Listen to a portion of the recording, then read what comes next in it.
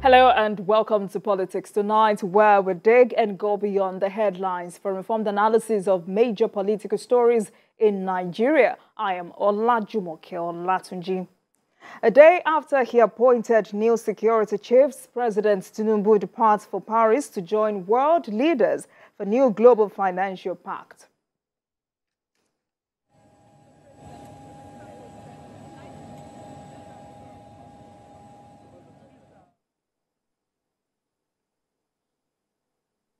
On the interview segment for today, we focus on the task before new administration to fix Nigeria with a chieftain of the All Progressives Congress APC, Alwan Hassan, as our guest.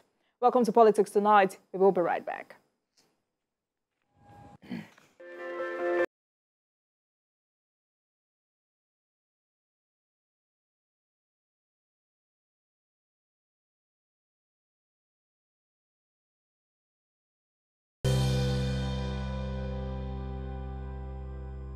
Much for staying with us. You're welcome back. You're still watching Politics Tonight, digging beyond the headlines. And now to our interview with the guest of the day. I am joined by a chieftain of the All Progressives Congress APC, Alwan Hassan, for discussion on the task before new administration to fix Nigeria. Thank you very much for joining us this evening. Thank you for having me. So let's start with how the administration of President Bola Ahmed Tinubu has fared so far. How will you describe it? It's on the right track, and for those of us that have followed his campaigns, pre-primaries and after the primaries when he became a candidate, President Bola Ahmed Tinubu has been telling Nigerians that he's going to hit the ground running, and exactly what he's doing today. All right, so considering the task ahead of the administration, what areas do you think should be the focus of government? There are a couple of areas that are well known to Nigeria: security, economy, national cohesion and unity, political and administrative restructuring, social investment. These are areas that President Asiwaju's government should give attention to. And he has done a lot on some, like the security.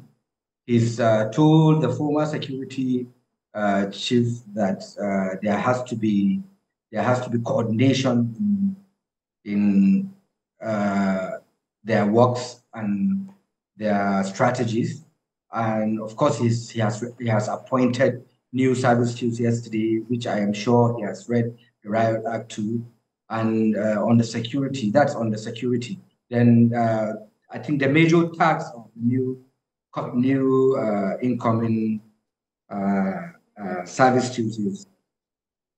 All right, so.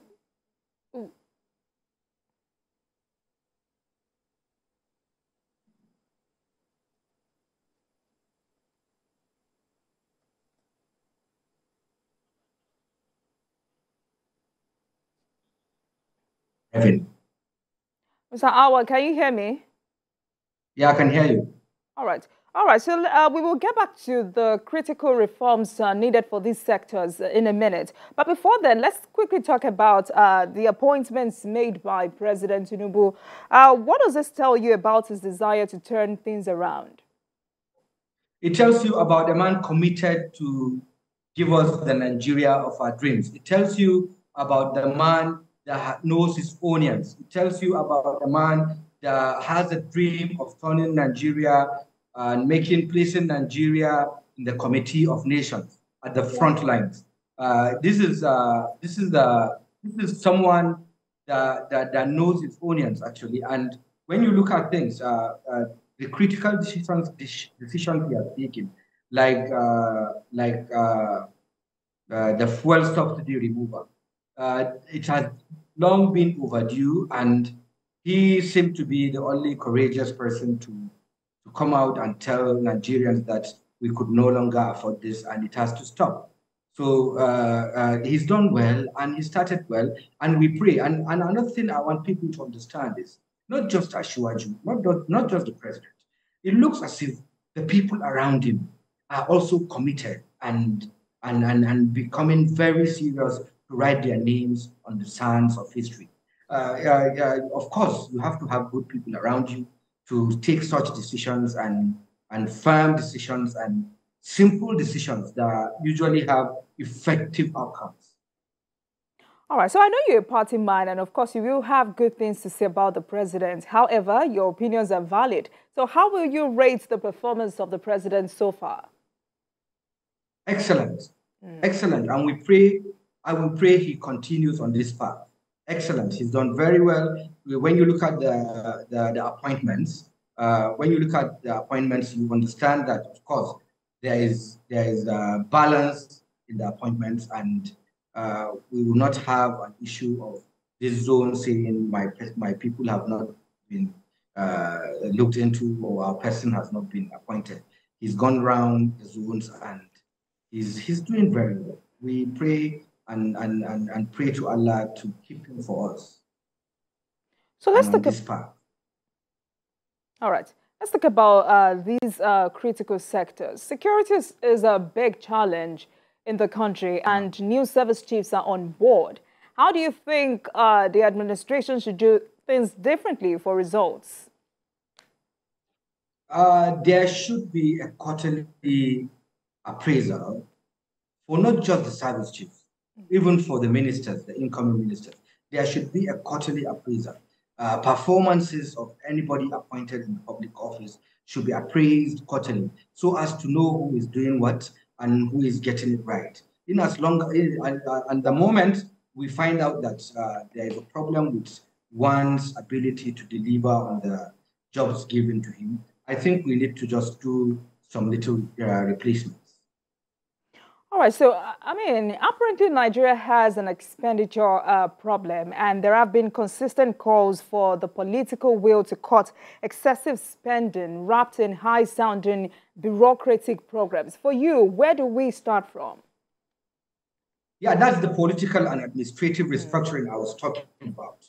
The state police, you're talking about cutting expenditure. When you give more powers to the states and local government, you reduce the powers, you reduce the traffic in the center, and that will give the states. When you do the administrative restructuring, also the public service reform, the civil service reform, there are too many agencies doing the same thing. There are too many agencies doing exactly the same thing. And at the end of the day, you see them fighting each other. So these are the things I think the Oras and Ya report should be looked into and implemented. All right, so talking about the economy, I mean, another challenge we have is revenue shortfall. This is another challenge facing the government.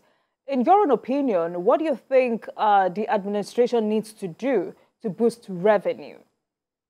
That was his first call on the service chiefs. He told them to make sure they stop the oil theft. Once we stop the oil theft, and we stopped the restiveness in the Niger Delta, it will increase our production in oil and it will increase our revenue. All right, then. I mean, let's talk about rising unemployment. This is a new administration on board. What can be done to generate employment for teeming unemployed youths? Most of it, it's having the level playing ground in the economy, in the country. When you give business people, small businesses, a level playing ground, you tend to give support to small businesses, and of course, not just that. You need social investment. You need social investment on education and healthcare. The president has already started on education. He's come up with, he's signed the bill of student loans, and we also need him to implement the new NHIS Act. These are things that will give succor and take care of avoidable death of pregnant women and infant children. All right. So tonight we're discussing the task before the new administration, especially on fixing Nigeria. And I have with me the Chieftain of the All Progressives Congress, Alwan Hassan. We'll take a break and this conversation will continue when we come.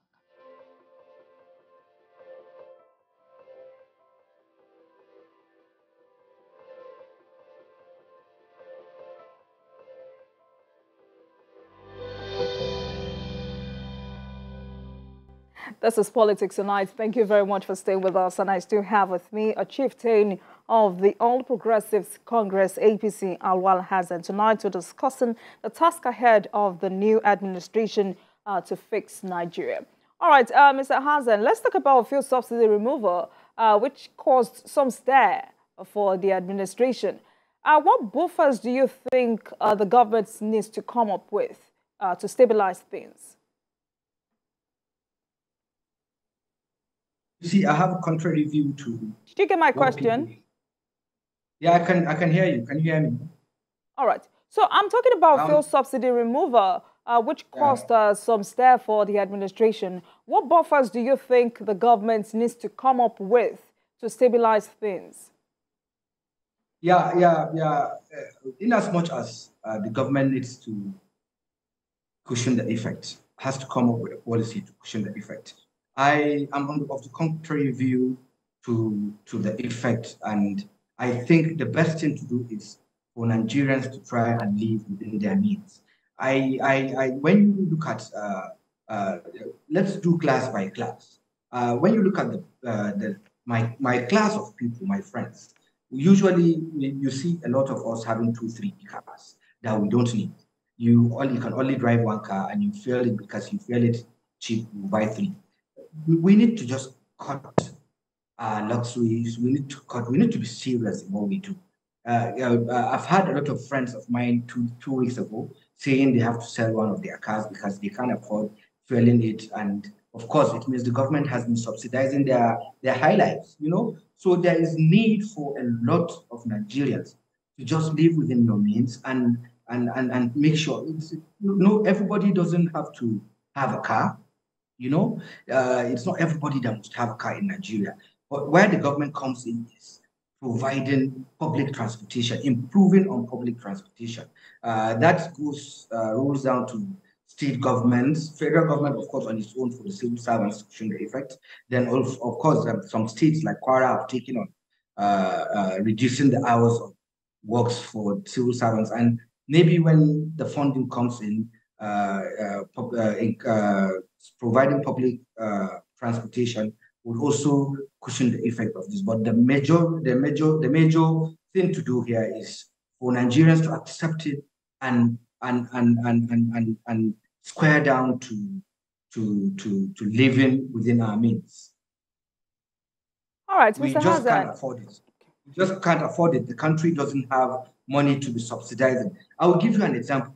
If we were selling fuel at 195 naira, while the government buys it at 445 naira landing cost, or maybe 500 landing cost, then it breaks it down to 195. It doesn't make sense. It doesn't make sense at all. All right, so based on what you just said, I mean, the government agreed that some policies should be provided for the citizens. Are you saying these are not needed? Yes, you see that palliative they're talking about, the $800 million loan. I'm not sure. I'm not sure we should collect 800 million naira loan to give 50 million people 5,000 naira today. My sister, and who gives them next tomorrow? You're not going to cut down the fuel price. It's still going to be there. So when you give 50 million people 5,000 naira, what cushion effect have you done between now to next tomorrow? What will happen to them next tomorrow? It doesn't make sense. It doesn't make sense for me, and I don't think it does for a lot of people that will look at it this way. You borrow Nigeria, the country is already in debt, so we will now have to borrow another $800 million. And in that $800 million, mind you, $21 million goes to the consultants that are getting this loan for us. It does not make sense. We just need to come down and face reality. Nigerians need to face reality with the realities of our time. Our government cannot afford the subsidy of PMS. It has subsidized and it can no longer do that because there is no money to do that. Everybody needs to just level down to his level, live within your means. This is my take on this. All right, but organized labor are also asking for minimum wage increase just to cushion the effect of this removal. Are you saying this is also not needed? Yes.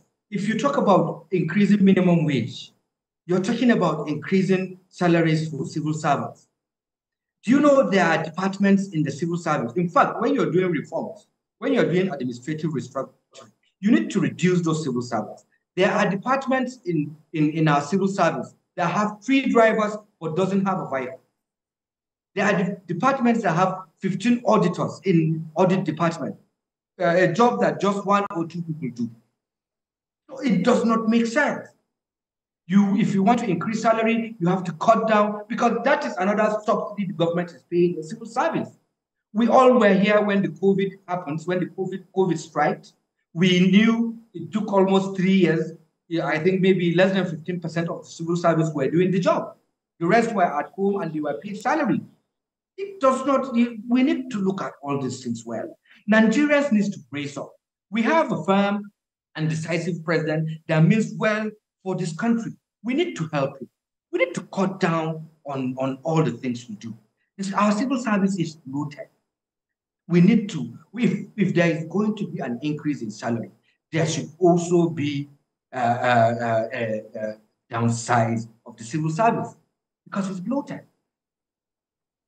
All right, so another challenge facing the country is rising debt. What do you think this new administration needs to do to reduce this burden? Yeah. You see. I don't see anything about collecting loans if they're being put into infrastructures. If you collect loan and build infrastructures, it's okay. Every country in the world lives on loan.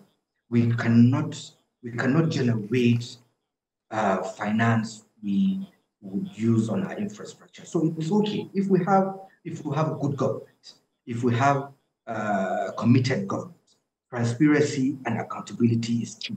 Once we have a government that will be accountable to whatever it has borrowed, it's okay. Borrow and build our infrastructure. I'm fine with that. All right. So before we get on, let's quickly talk about this. A new set of leaders have emerged for the 10th National Assembly. What sort of working relationship do you expect from the legislature and executive for effective national development? There has to be a synergy between the National Assembly and the executive. At all, we want to move fast as a country. We have a president that is about go fast. So we need a National Assembly that is also going to be a bit faster than the previous assembly. We need synergy. We need a National Assembly that is thorough. We need a National Assembly that delivers on its mandate. All right. So, I mean, you're from the Northwest, and the governors from that zone have called on the administration to tackle insecurity head on to improve agriculture. I would like you to react to that. It's very important. It's very important that the new service chief should hit the ground running, just as the president has done. They need to hit the ground running and make sure forests are being secured for people to go to farm. It's very important, and it increases or reduces when the insecurity is high. It reduces the livelihood of majority of Nigerians.